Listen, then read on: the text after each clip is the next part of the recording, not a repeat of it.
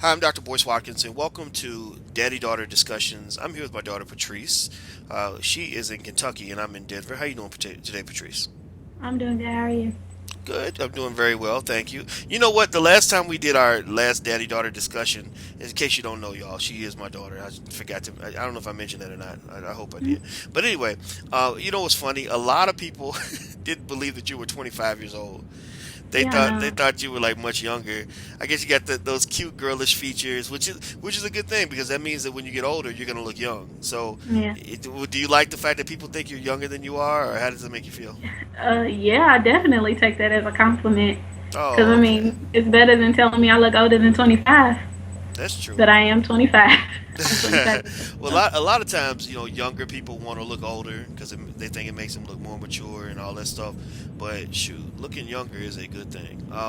Now, okay, so you were going through the comments, and it looked like a lot of people had a lot of things to say. A lot of people felt that this conversation, this father-daughter dialogue that we're having, is good for everybody. And I know I've talked to guys who told me that it's good to see a father talking to his daughter because it helps them kind of figure out how to talk to their own daughters. And hearing from you, helps them as well because it's like, okay, now I understand why she thinks this way. And I know that you've heard from a lot of women who feel the same way as well. And so you said that there were some comments that people made about, us wanting us to sort of talk about peer pressure. Can you tell me about that? Some people want us to talk about peer pressure and how to balance your friendships with what your parents taught you, and not going out of lines as far as when you go off to college, drinking, alcohol, drugs, stuff like that. All of your friends are going to be doing this stuff. So how do you stay grounded and remember what your parents taught you, Mm. even when Well, your parents aren't there? So. Well, I think that's a huge debate right now, particularly in the black community, especially when people talk about like the effects of like media or music and things like that. And a lot of people will say, well, if you don't want your child to emulate the rappers or whatever, that you just need to raise your child properly. And personally, I think that's kind of an insult to good parents because I know a lot of good parents who do raise their kids properly, whose kids still get influenced by some of the stuff that they either see on TV or hear on the radio or stuff that their friends are doing because their friends are getting it from TV and the radio. What do you think about that? What do you think about peer pressure, and what was kind of your experience as far as what you've observed over time? Well, I've always been I feel like a pretty headstrong person. When I went off to college, I experimented with alcohol before. I experimented with marijuana before, and I don't think that that's any different from anybody else. When you first go off to college, you experiment with a lot of different things. But if I didn't like it, I didn't try it again. And there are some people that I knew who would continue to do it even though they didn't like it just because their friends were doing it. So I think that for me, I've always been the kind of person, if I don't like doing something, I'm just not going to do it anymore. And if you can't accept my friendship and you can't accept me for who I am, then you weren't my friend in the first place. So needless to say, I lost a lot of friends, but I'll be okay. Hmm. Well, sometimes I find that when you lose friends that are trying to get you to do stupid stuff, you gain other friends who are trying to get you to do all the right stuff. When you Hmm. go to college, especially, you got a lot of people that you could choose as your friends. And so if you've got friends that are telling you to do things that you know aren't good for you, then you just go find friends who are going to encourage you to do stuff that you want to do or things that you believe are good for yourself. Hmm. Okay, so let me ask you this. So do you think that their peer pressure. Do you think there's a difference as far as girls versus boys?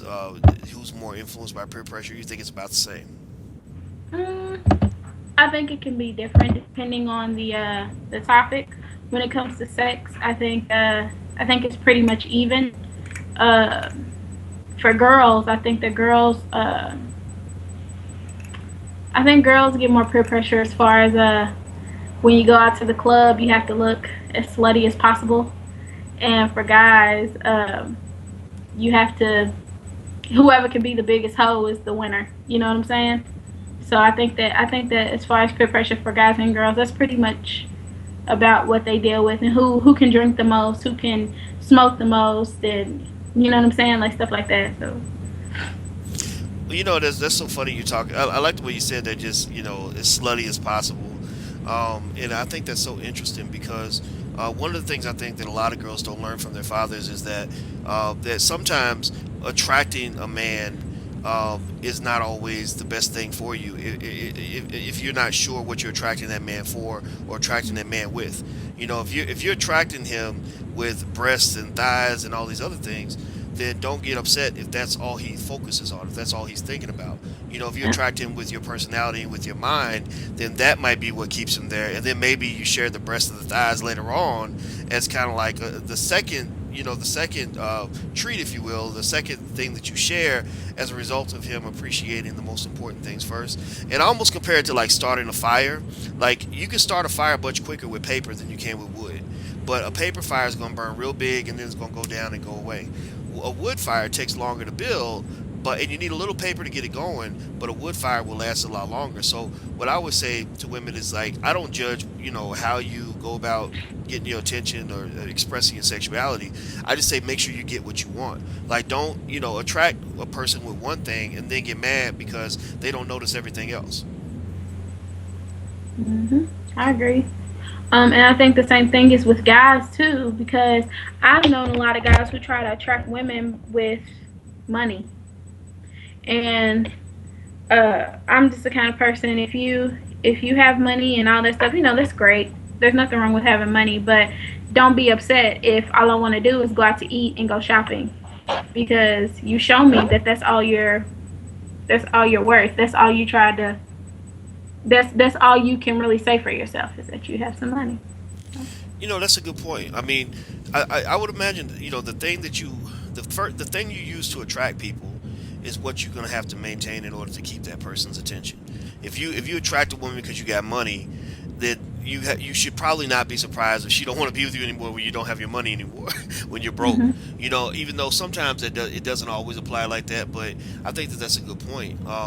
You But I know, mean, a lot of times it does. When you look at shows like Basketball Wives and NFL Wives, and all these different housewife shows of these women who are married to these rich men. Once the guy's not doing so well anymore, they don't want them anymore. You know what I'm saying? And then I mean, me and you, we know a person who's like that, who had a bad divorce because he wasn't doing that well anymore. But now he's back up on his feet, and the woman is unfortunately using some things against him because she wants him, but he doesn't want to be with her anymore. You know what I'm saying? So I think that it's unfortunate, but if and I'm not saying that gentleman is used his money to attract her, but if that's what they're attracted to, then that's the only thing that can bring them back, and that's the only thing that can push them away. mm. Well, that I think that actually leads to just thoughts about, um, in terms of quality of your connection with another person. I mean, if all you're really able to do is attract people with superficial stuff, or that's all you're looking for and paying attention to, it seems to me that's going to build a superficial relationship too. If all I want is I want to just be with this woman because of the way she looks, or because of the breasts and the thighs and the wings that she's advertising, then it's those things go away. And if you don't have anything else there, it's going to be kind of hard to stay focused on that person because there's always going to be somebody out there that has a nicer body or whatever. And I think with men, and as far as attracting women with just money or just what you have, and you have nothing of substance to offer, I think that's a dangerous position to be in because you see a lot of guys that get disappointed because they say, "Oh, I thought that she really loved me," and they don't realize that she didn't really love you. She loved something that you had or something about your life that she was Hmm. attracted to. And I think people should always make sure they know the difference, in terms of picking. Okay, so oh, sorry, I turned my volume down. So going back Yeah. to the issue, of peer pressure and stuff like that. Do you think that peer pressure still affects? I mean, you're 25 now. You're not 15 anymore. So Hmm. how do you think peer pressure kind of changes, like when you're at 25 versus when you were a teenager or in college and stuff like that? Well, when I was in college, peer pressure was just more about getting drunks, smoking weed and having sex. But now, and we've actually kind of talked about this, since I've gotten older, people have put more pressure on me to get married and have kids. So, and that's not necessarily peer pressure, but I mean that's not necessarily pressure from my friends, I should say, but that's pressure from my family too. And it's like especially a lot of the older women in my family, because I'm from more of the South, whereas in Chicago and New York City and all those places, women work and they have their own businesses and they sacrifice those things so that they can have a career. But in Kentucky and below, it's like you have to get married and have children to have value in someone else's life, and that's the kind of pressure that I deal with now. So I think now it's more of people trying to force me to settle down, but I mean, just because you settle down doesn't mean that that settlement will last forever. Yeah, well, I've always fought against that. Not to the point where I think that it's wrong to get married, say before the age of 25 or around that time. But really because I feel that I think about a lot of friends I knew in college who who felt who a lot of them were from Kentucky because that was where I grew up, and a lot of them felt pressure to get married before the age of 25, especially the women. It's unfortunate because a lot of the women get pushed into somehow believing that your worth as a human being is predicated upon your being chosen by some man for marriage. And so Yeah, some of them would literally marry whatever the cat drags in, and end up with some crappy, horrible, ridiculously dumb person as their husband. And I'm like, is that all you can really say is I got a husband and you don't? That doesn't make your yeah, life. That doesn't make a person's life better than somebody else's just because you have a spouse. If that is a crappy spouse, somebody who's yeah, getting in the way of your ability to achieve your goals, who's not good for your household, and I've seen a lot of that. I mean, a lot of my friends who got married right out of college, most of them are divorced, and some of them are still married. But a lot of them, even the ones that have stayed married, their marriage has become a lie. It's become dead. And it doesn't mean that marriage at an early age is a bad thing. My parents got married at I think my mama was let me do the math. She was 21, not even 21. She was 20, about to turn 21. So my mama was real young when she got married. So I don't think getting married young can always be a bad thing. My parents been married 40 years, but if you can't find quality, then why lock yourself onto somebody that's presenting low quality in your life? And the other thing too is, it's just unfortunate that the further south you go, the more for women it becomes harder because you're less evaluated by who you are,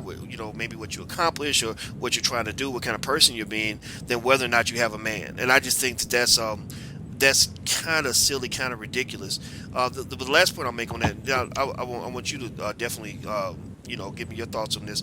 Is I think we don't want to go too far to the other extreme. The other extreme, that in terms of advice I would give to like my daughter would be, don't get so caught up in this idea that being a woman is the same as being a man. That I could just, I'm gonna focus on my career and career until I'm 40 years old, and then suddenly, really can't have kids anymore. I miss out on having children in a family. I think that's okay. It doesn't mean that a woman who never has kids is somehow a worthless person. That's not true at all.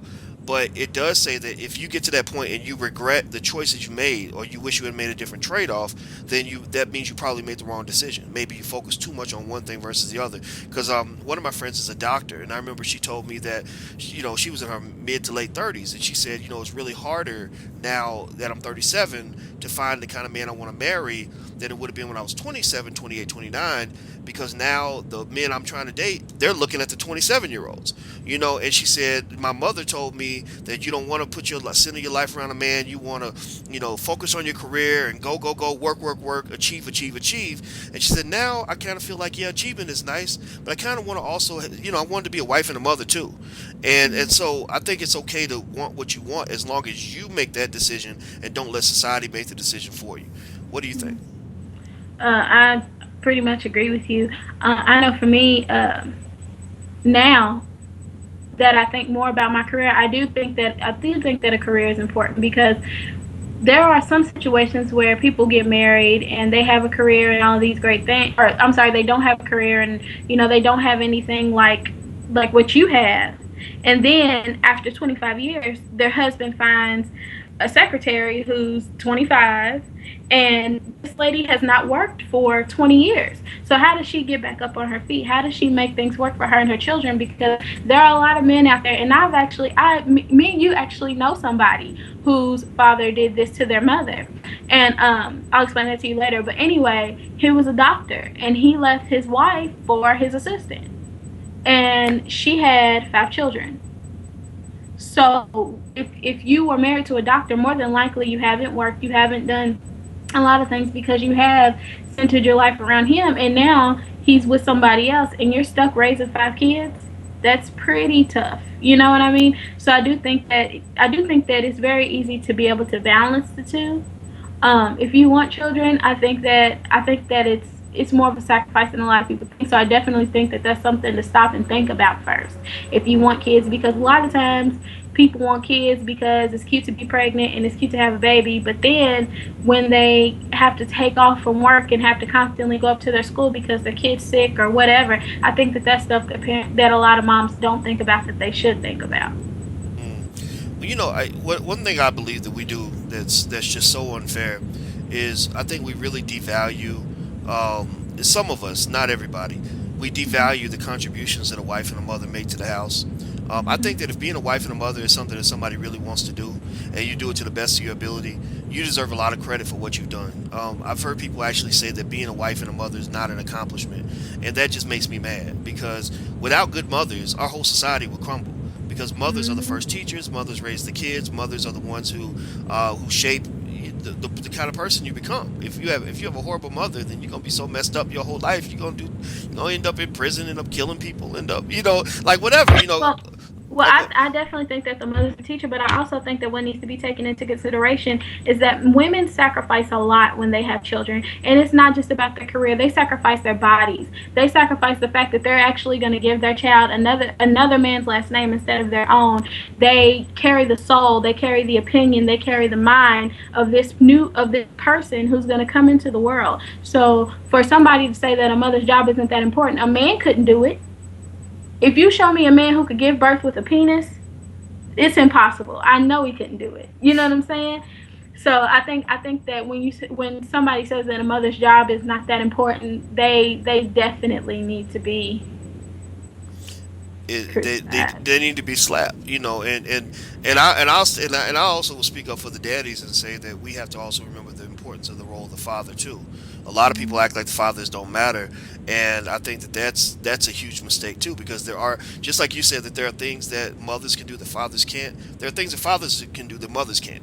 Mm-hmm. And so a good father is very very important. And so and I want people to make sure they understand that because some people get to where they go to again to one side or the other, and that just doesn't make any sense. Now to your point, what you were saying about somebody just being with somebody for a bunch of years and then dumping them for somebody younger, and that is a narrative that plays out all the time, and it's sad when you see it. I knew a Mm-hmm. lady, actually a white lady, she wasn't black, who went through that where her husband, she quit school because he was going to be a dentist, and she helped him get through school. They made a lot of money. They got a nice house in the suburbs with a boat and summer house and all this other stuff rich people have. Kids were in private school, all of that. And then he just bounced. Like he bounced and ran off with the 22-year-old secretary, literally. And she was like almost 50. And she was suicide. She almost killed herself. She tried to kill herself because everything she thought she had, was gone. And what I say to my advice to all the daughters in the world, starting with you, is when you get married, I do believe strongly in forming prenups, to protect everything, to make sure that when the divorce happens, nobody gets screwed, nobody gets left hung out to dry. I recommend that to fathers. You hear about a lot of fathers who are mad because they're like, I'm not allowed to see my kids. You and I saw the interview, I did with Damon Dash about that, and I believe every parent deserves a right to see their children. So what I tell guys to do, same thing. When you get married, get a contract, a prenup, to make sure that if you get a divorce, everything's gonna be just real simple. We split everything down the middle. We split the kids down the middle, meaning I get the kids half the time, you get the kids the other half of the time, and that's it. We work that out. And then if you have contracts in place in advance, then when somebody does start tripping later on, you have something to go back to that protects your interests. Mm-hmm. So okay, so I'll let you get the last word, Tree. In terms of just it's funny we went from peer pressure to marriage, but I know what it is because you were saying that peer pressure comes at the age of 25 from people telling you to be married. Mm-hmm. Okay, so let me ask you this. What are your thoughts in terms of what would be required for you to settle down if that was something that you chose to do? Like, what kind of things would you be looking for in a man you settle down with? Well, me personally, I want somebody who's educated. And that doesn't mean that he had to go to college. He's just intellectual. I like people who can speak well. who clean up nice, and um, I don't want somebody with children. I do not want someone with children because if he has multiple children by multiple women, more than likely I'm going to be next in line to have a child and I'm just going to be the next mom, you know? But as far as the prenup thing, I definitely think that a prenup would be in order. Because when you get married, if you don't have the intention of using it, then that means that it'll never be used, but it'll be there just in case. So, Well, what I'll add is that there's a half of all marriages end in divorce, and so even though the thing is, none of these people that got divorced thought that they were going to end up getting divorced. If you asked them on the day they were getting married if they were going to end up in that 50%, they would all say no. And so I think that's important, for people to remember. Protect your interests. Be smart. Pick somebody that's going to add value to your life, not take away the value. At the same time, be ready for the work. Be ready for the compromise and the sacrifice that comes with building something with another person. Because if you can't compromise and sacrifice in a relationship, it's not going to work. If you come in there with rigid views and expect people to adjust to your program all the time, it ain't going to work, right? Unless you're lucky enough to get a complete pushover, but then you won't like them because they'll be such a pushover, right? So yeah, so I think I think that partner for life can be a good thing. You just got to be smart. You got to think about it in advance, and definitely don't do it just because everybody's telling you to do it. Because peer pressure almost always leads you in the wrong direction. All right. Well, thank you, Patrice. It was great talking to you. good talking to you too. All right. And by the way, I love you.